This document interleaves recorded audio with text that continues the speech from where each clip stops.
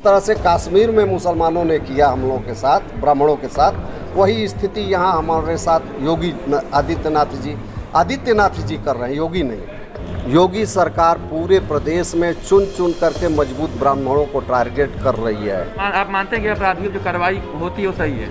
अपराधियों पर जो भी कार्रवाई हो रही है वो ठीक है। डीएम साहब ज्ञान प्रकाश जी थे, तो उन्होंने हमारे ऊपर कुछ ज्ञान का प्रकाश डाल दिया था। उसके बाद उन्होंने धमकी दिया कि मैं एलआईयू से तुम्हारा रिपोर्ट लगवा करके लखनऊ भिजवाऊंगा और तुमको मुख्तार गैंग के साथ जोड़ दूंगा।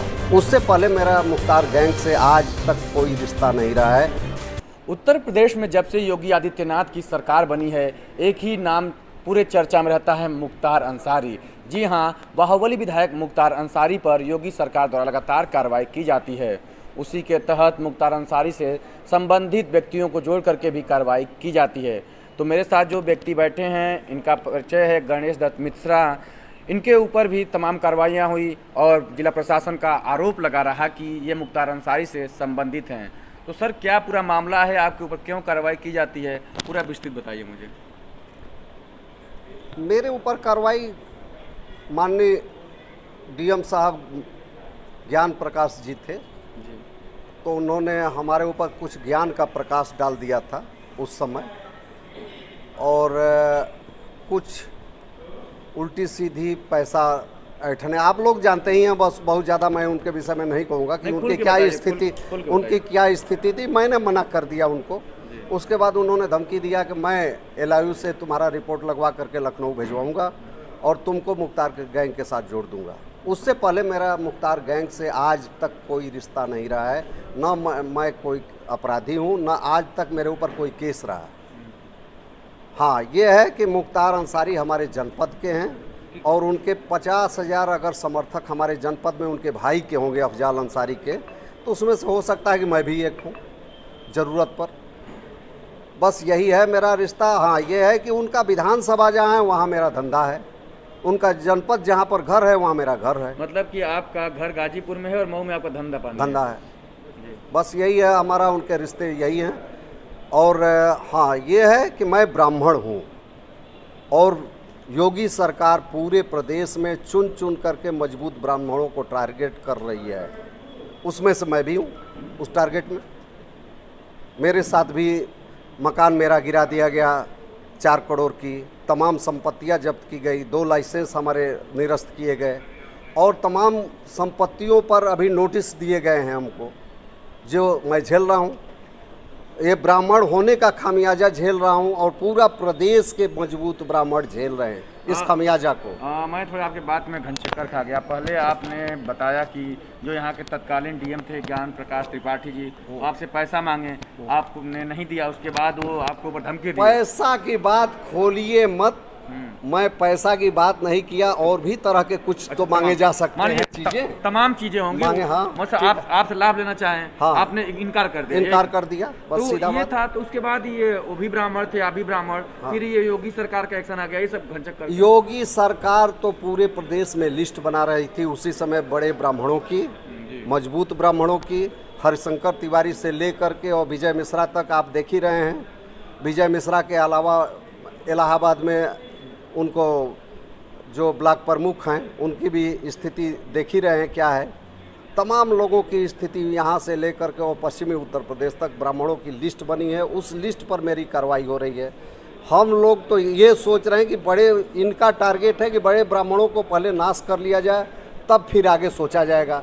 इस तरह से, जिस तरह से कश्मीर में मुसलमानों ने किया हम लोगों के साथ, ब्राह्मणों के साथ, वही स्थिति यहाँ हमारे साथ योगी आदित्यनाथ जी कर रहे हैं। योगी नहीं। अच्छा, क्यों नहीं योगी मान रहे आप?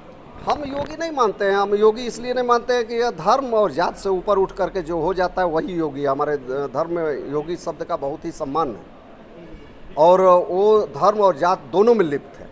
आपकी माने तो योगी आदित्यनाथ ब्राह्मणों से इतना क्यों तब चिढ़ रहे हैं? ये गोरखपुर की लड़ाई है उनकी, पहले से ही हरिशंकर तिवारी की और उनकी, उस लड़ाई से ये ग्रसित हैं मानसिक रूप से, और उस ग्रसित होने का परिणाम पूरे ये प्रदेश में आज फैलाना चाहते हैं। मैं आपकी मानूं तो आपके ऊपर तो एक ब्राह्मण अधिकारी और एक राजपूत मुख्यमंत्री दोनों पीछे पड़ गए थे। ब्राह्मण अधिकारी पीछे मेरे नहीं पड़े थे, उनका तो आदत था। पूरे शहर के साथ वो क्या किया आप जान ही रहे होंगे, हमको तो बताना नहीं है, तो उसी में मैं था। लेकिन विशेष एक जात को टारगेट तो करते नहीं थे। जात को तो टारगेट जब लखनऊ गया तब होने लगा। वहाँ पर तो जात टारगेट करके कोई काम होता है, धर्म को टारगेट करके काम होता है। तो वो लड़ाई पहले हिंदू मुस्लिम में करते थे और धीरे धीरे डिटेक्टिव दिमाग का जो भी होगा वो तोड़ते तोड़ते अकेले बच जाता है। हाँ, तो आप बसपा से भी जुड़े हैं? हम किसी पार्टी से नहीं जुड़े। पार्टी से। तो जो आपके ऊपर ये पूरी कार्रवाइयाँ हुई, कितना अब तक आपका धन सरकार द्वारा जब्त किया गया? 10 करोड़ का मेरा नुकसान हुआ है। क्या क्या उसमें किया गया? बहुत सी प्रॉपर्टी सीज किए गए हैं। आपके नाम से थी प्रॉपर्टी? हाँ, मेरे नाम से थी।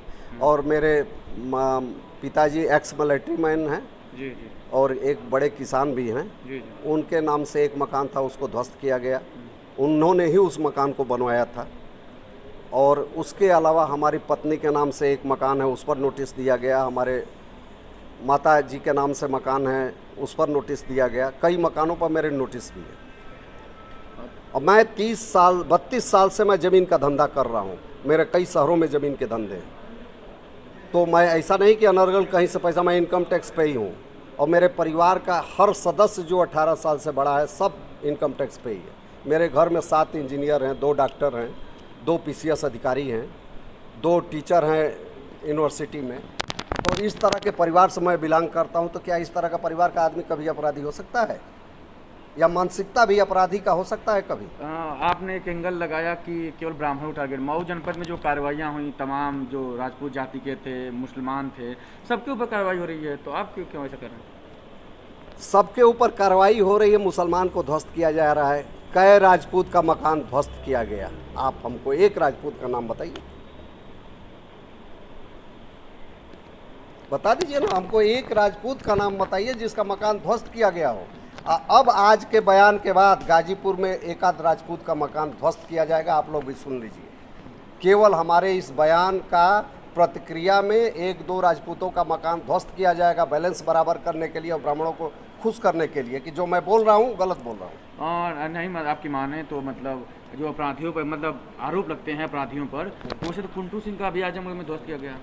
कुंटू सिंह शुद्ध अपराधी हैं, मैं अपराधी नहीं हूँ ना। तो मतलब आप मानते हैं कि अपराधियों जो कार्रवाई होती है वो सही है? अपराधियों पर जो भी कार्रवाई हो रही है वो ठीक है, लेकिन मैं ये भी मानता हूँ कि कहीं ना कहीं से मेहनत से ही कोई कुछ बनाता है, उसको आप एक्वायर कर लो, गवर्नमेंट को ले लो, कम से कम उसको खलेगा तो नहीं। वो अपना लड़ के पाएगा नहीं पाएगा, अगर अनलीगल रहेगा तो गवर्नमेंट के खाते में ही रहेगी। जी जी।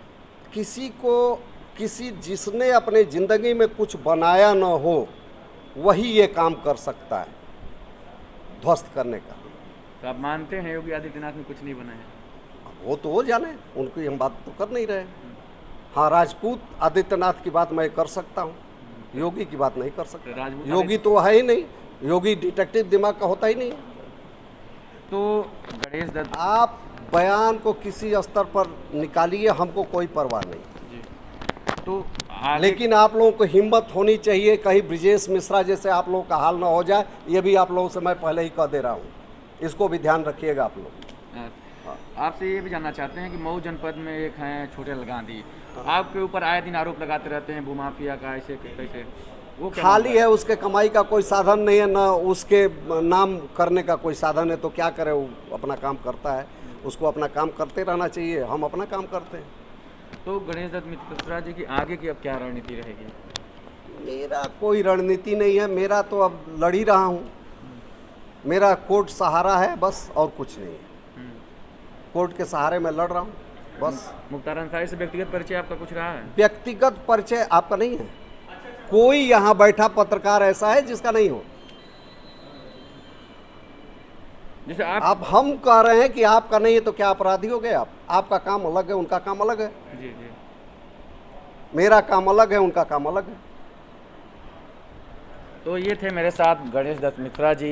इन्होंने साफ बताया कि मुख्तार अंसारी जो मेरा परिचय है वो एक वोटर और एक विधायक का है। ऐसे में मेरे ऊपर जो कार्रवाई की जा रही है वो सीएम योगी आदित्यनाथ द्वारा एक ब्राह्मण होने के नाते की जा रही है। अब आपका आरोप है, उनका आरोप है, मामले में क्या है ये तो शासन प्रशासन ही जानता है।